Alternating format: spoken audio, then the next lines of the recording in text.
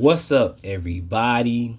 Welcome back or welcome to It's Time to Talk Watertron Astrology.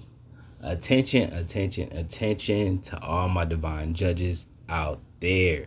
Okay, so I have a very important message, very important download that's come to me. Okay, as you can tell by the title, okay, divine justice has been established. All right. Now, there has been this energy where you have been working towards and putting in efforts towards and applying yourself towards and consistently doing something, consistently showing up somewhere, consistently doing something, okay?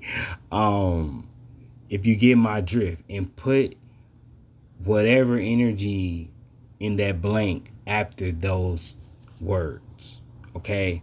Now, I already rolled the dice so that we can jump deeper into this for all of us to understand more what this message is around divine justice being established, all right? For the divine justice specifically, okay? Now, we got Venus and Scorpio in the 10th house. Very intense straight off the bat, because anytime we get Scorpio energy, baby, it's intense. All right. But we have Venus here too, though. And we love Venus because Venus is she's ruled by you. A lot of you guys can be Libras, okay? This is that Judge energy, that Queen of Swords energy that I'm feeling from Libra and Scorpio, okay? Libra's all about love, all right, and fairness, and I mean Venus, okay? But a lot of you guys can be Libras for real, because I said Libra. But Venus is all about love, beauty, fairness, okay? And in the sign of Scorpio, things get intense because it's almost this energy of where, in order to have those things, there's this level of healing that's required, confronting your darkness in a sense, because Venus rules Taurus, and Taurus opposes Scorpio. So when Venus is in Scorpio, she's at fall, okay? And there's this energy where, or is it detriment? One of the two. Don't quote me, but it's still the energy where Venus is uncomfortable in this space, and having to go through this darkness and be able to heal it and be able to bring about a sense of harmony in love, right, is the ultimate transformation that you can do. It's your big one. It's the biggest one, because not only are the odds stacked against Venus when she's in the sign of Scorpio, but there's just so many transformative situations to where it's hard to establish a sense of harmony. Not only that, but it's hard to establish a sense of divine justice, okay? And justice has been established, all right? Now, we have the 10th house here, right? And off that channel, this is speaking of the public, putting authority figures out in the world.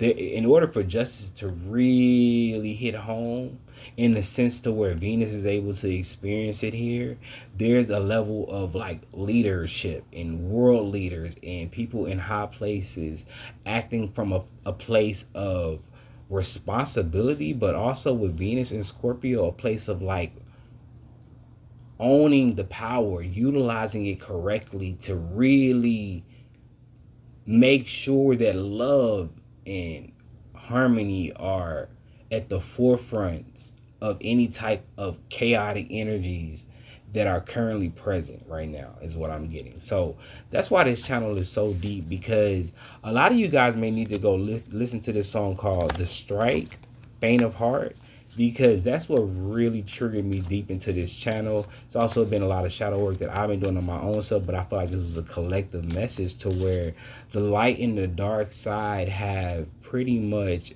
made amends. And so everything in between, as this energy is uniting and harmonizing, will start to dwindle, fail, especially if there's energies trying to keep up the like conflict, right? You have two sides, the light and the dark, coming together and harmonizing, uniting in love and in harmony. That's why we got Venus and Scorpio. That's like the dance. There's this dance here, right? We've been talking about polarities, all right, the whole time. And if there's energies now that light and dark have united and made a pact, and things are now collapsing, that are still trying to keep up the facade, keep up what is collapsing, they're going to fail miserably, okay? They're going to fail miserably, and this is going to be something for, I guess, everyone to see who truly was about that life of keeping up the chaos. Because those are truly like the ones who been the reason why. But it's like you have two energies that were once fighting, finally meeting a middle ground to where they can find harmony. And then the energy that threw the wrench in the first place is left exposed because they didn't realize that the energies could come back together, and they did. And so this is where we have that divine justice being established, y'all. This is a deep message. Let's get some more information on this message, clarification. Okay, we got Uranus. Okay, this is a very interesting message because as I'm filming this video, Uranus is, the sun is currently at 27 degrees Taurus, which is conjunct Uranus in Taurus right now. So a lot of you guys can be Tauruses, right? Or you can have Uranus in Taurus, maybe. But or Uranus in Leo. All right. But we have Uranus in Leo at the bottom of the deck that we pulled. Yeah, because a lot of you guys, again, were not afraid to go into the darkness. You were not afraid to go into the occult. You were not afraid to go into hidden, mysterious places in order to reclaim your power, in order to reclaim your sovereignty with Leo here, in order to reclaim your self-confidence, your love, your loyalty. Okay? And when you did this, you came back with this power that it allows you to like overrank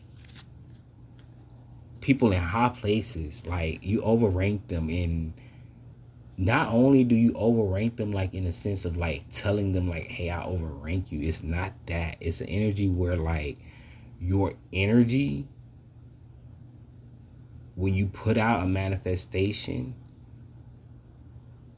when you're expressing yourself from the heart to the masses with this 10th house, there's an energy that exudes that overranks anything. You're not thinking about other stuff. And that's the thing about it. It's like your divine justice energy is so powerful. It's like when you hit the gavel. It don't matter what other noise is going on at that moment when that gavel is hitting that, all right? When that gavel is hitting down on that, it don't matter what other sound is present at that moment. It does not matter. It just doesn't. And the gavel, nothing is thinking about other sounds. Like, it's like, what? Like, you know, so it's that energy. It's an overranking here. Let's capitalize more on this energy. Uranus and Leo, man. There's something else here, though. And I just pulled out Neptune and Mercury. We got so many planets here, y'all. Uranus and Leo, though, is really just this way of expressing yourself and shifting things, shifting traditions, shifting very deep programmed reality, the Matrix. Wow. Because I also got a channel earlier. I seen even a video where it was like your energy is breaking the Matrix. So a lot of you guys are breaking the Matrix, and this is how divine justice is really playing out. Because the way this matrix is set up is not for justice. It's for a one-sided energy. Well, not anymore. So we get Neptune and Mercury. You know, Neptune is all about illusions and dreams. Mercury is all about the mind, is what I'm getting here. And yeah, and you know, it goes back to what I'm talking about, them deep imprinted, like Breaking the matrix is not something small. That's something huge, because there's so many layers, so much density that you have to break through in order to do so. But it's like through words, through your expression, going into the unknown with this intention for love and harmony. Like, it's overpowered it. It's overranked it, you know. It's what I was even saying. It's your voice. It's like when you say something to the masses, it's just like, it's that gavel hitting down. It's like, what else are we talking about? I said what I said, and that's just what it is. Let's get some tarot on this, y'all. This is a power. This is what fucking divine judges, y'all. Okay, I'm talking to judges here. I'm talking to judges here. All right. Get some more tarot messages on here.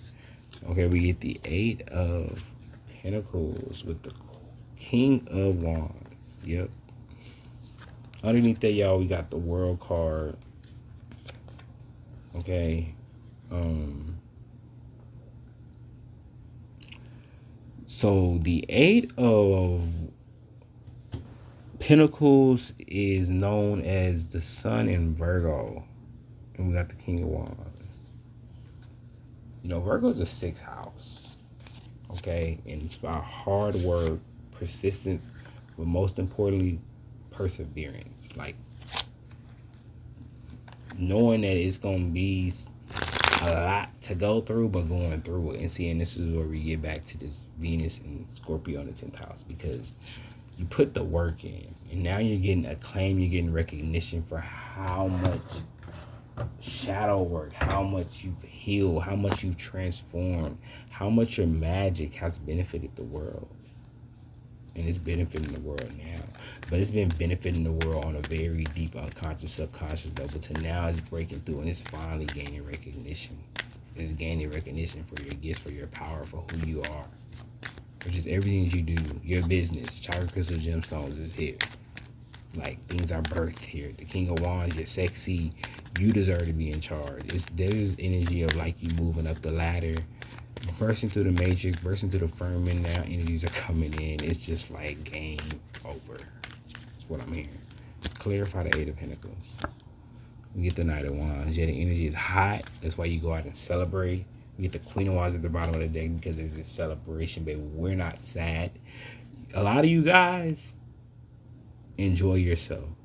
Divine justice has been established with this Knight of Wands. Celebrate. There is an energy that didn't win and they're very sad. You don't want to link up with that energy. Okay? Link up with celebration, happiness, fun, sexiness, hotness, dog. It's a lot of heat out here. Clarify the King of Wands. Oh my God, y'all, we got the Queen of Wands. Yeah, y'all.